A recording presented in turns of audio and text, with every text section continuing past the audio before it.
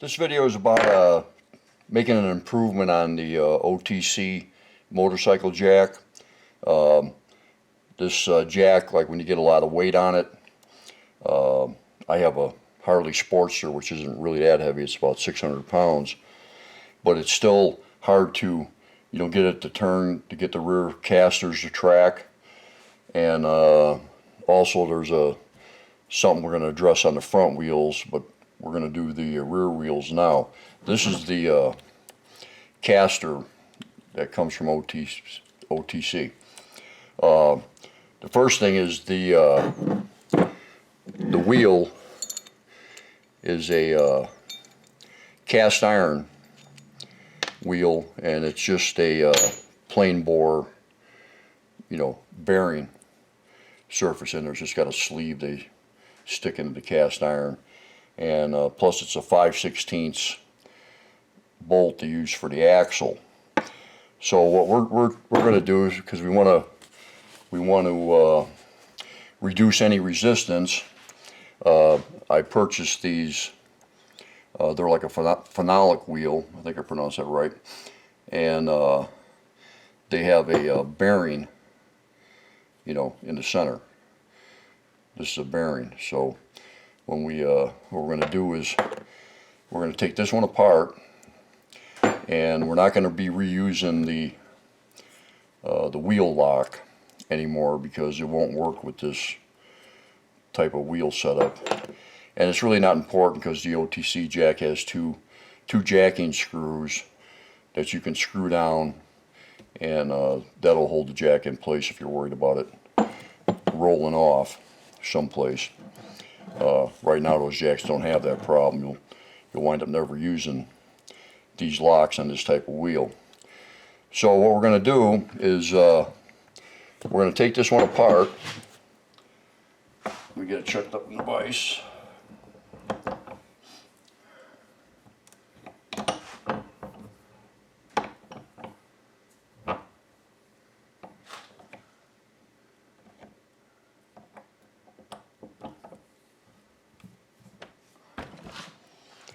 See if we can get a little better angle here on what we're doing.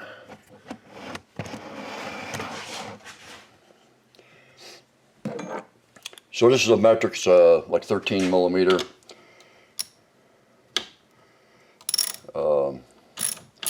Probably corresponds to a 5/16.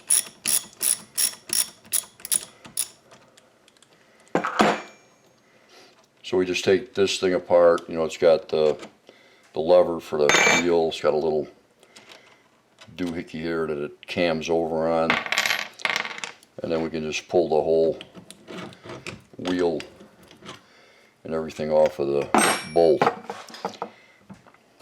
Now, one thing you want to do with these casters that are from OTC is you need to get in here and pack grease into the ball bearings. I mean, I don't even know if they grease them. If they do it, or put it on like it's the last jar in the world. And what I do is I use bearing grease, high pressure bearing grease you get for like your wheel bearings. And I'll take it, and I take this small paintbrush, and I just keep packing it in this crack here. Spin it and just keep packing it in. And you want to do it on the top and the bottom. This makes a huge difference on the way this thing will pivot. If it's got a good grease, to roll on. So what we're going to do is this is a 5/16 hole. We need to increase it to 3/8, because that's our new bolt size. And the best way to drill these things is like with a step drill. It'll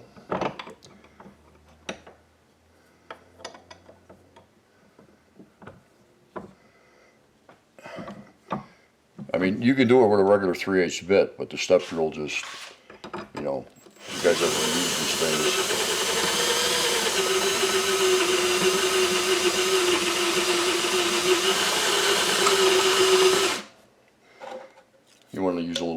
this stuff. And these bits can be pretty expensive too, so if you take care of them, you get a lot of use out of them.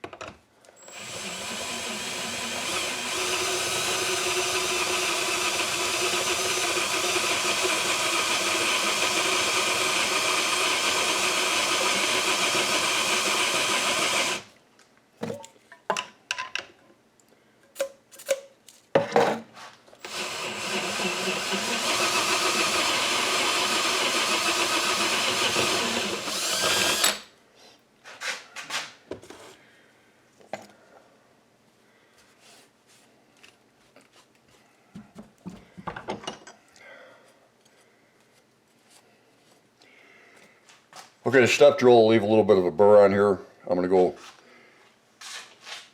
grind that off.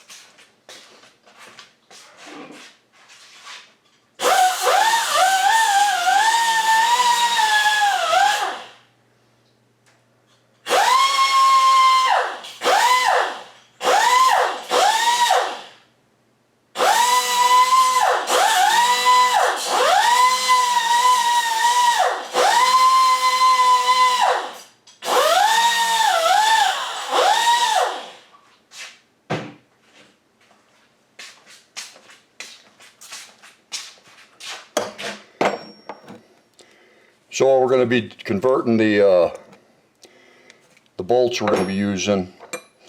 This is a 3/8 flange bolt. If you can see the head on there, kind of like I got a built-in washer. And the size of this is 3/8/16 2 1/4. This kind of stuff you can get at like Ace Hardware. And we're also going to use a serrated flange nut. They call it serrated because the back of the nut will bite in and keep it from, you don't need like a lock washer or anything. Now the design of these wheels is, it's hard to see in the picture, but these wheels have a crown to them. You know, you're not sitting dead flat like, you know, the cast iron wheel here.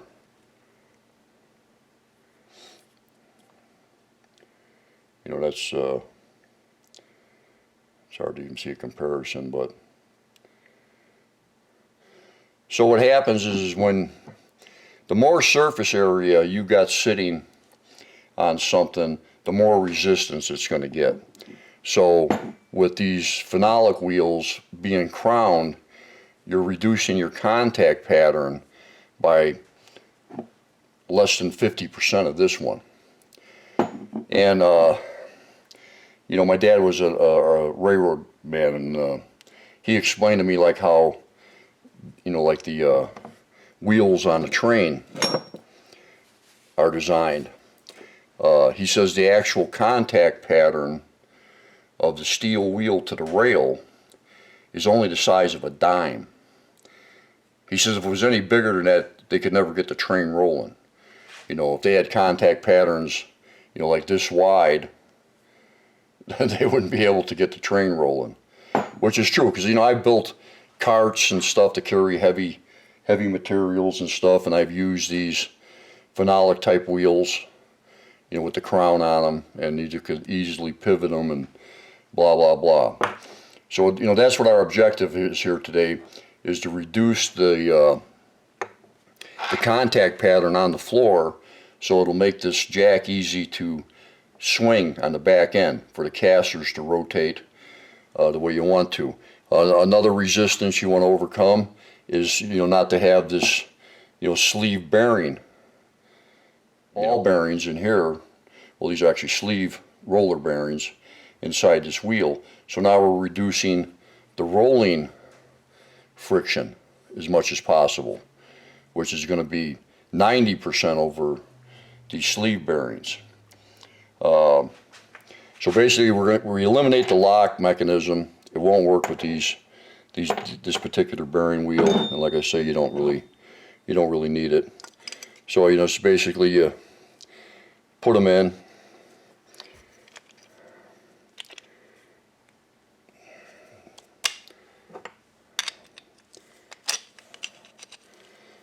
And now what you this thing almost just fits like nice and snug in between the original caster.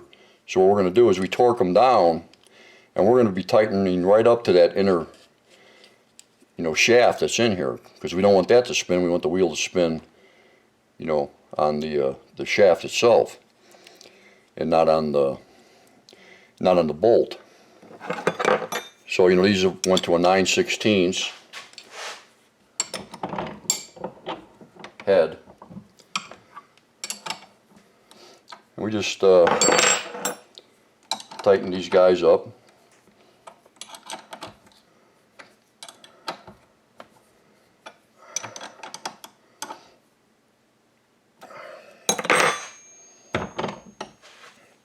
And there you have it. You got a nice free rolling wheel, a small contact patch. We've lubed our ball bearings under these hats, which reduces the friction. And I'm going to do a test. I'll show you guys at the end when we get the front wheels and all that stuff done, and we'll go on from there. Okay, we've got the rear wheel modification back on the lift.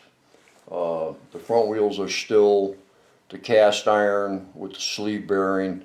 Actually, the front wheels don't even have sleeve bearings. They just go right into cast iron. But I just wanted to see what the improvement we have just by addressing the rear wheels. And it's really day and night on how this thing maneuvers.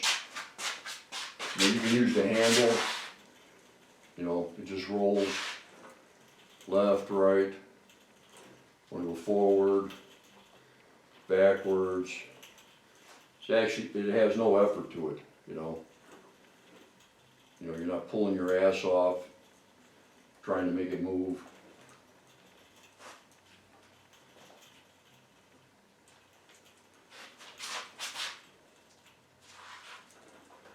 Keep messing around, see if I crash into something.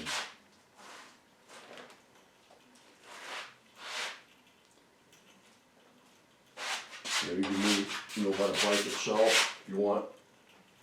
Just grab the bike.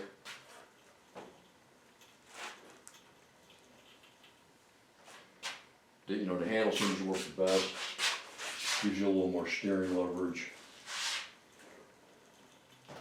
But just that wheel modification and greasing the bearings it's day and night from where it was. You guys will know that they're just using the stock one.